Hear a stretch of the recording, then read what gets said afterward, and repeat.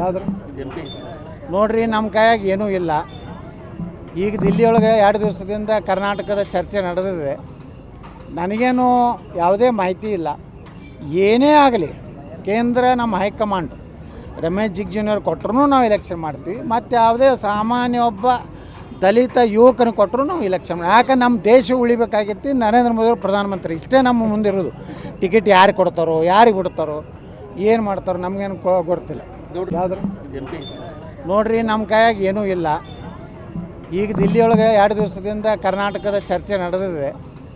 ನನಗೇನು ಯಾವುದೇ ಮಾಹಿತಿ ಇಲ್ಲ. ಏನೇ ಆಗಲಿ ಕೇಂದ್ರ ನಮ್ಮ ಹೈಕಮಾಂಡ್ ರಮೇಶ್ ಜಿಗಜಿಣಗಿ ಕೊಟ್ಟರು ನಾವು ಎಲೆಕ್ಷನ್ ಮಾಡ್ತೀವಿ. ಮತ್ತು ಯಾವುದೇ ಸಾಮಾನ್ಯ ಒಬ್ಬ ದಲಿತ ಯುವಕನ ಕೊಟ್ಟರು ನಾವು ಎಲೆಕ್ಷನ್ ಯಾಕೆ ನಮ್ಮ ದೇಶ ಉಳಿಬೇಕಾಗಿತ್ತು. ನರೇಂದ್ರ ಮೋದಿ ಪ್ರಧಾನಮಂತ್ರಿ, ಇಷ್ಟೇ ನಮ್ಮ ಮುಂದಿರೋದು. ಟಿಕೆಟ್ ಯಾರಿಗೆ ಕೊಡ್ತಾರೋ, ಯಾರಿಗೆ ಬಿಡ್ತಾರೋ, ಏನು ಮಾಡ್ತಾರೋ ನಮಗೇನು ಗೊತ್ತಿಲ್ಲ. ನೋಡ್ರಿ ಪಟ್ಟ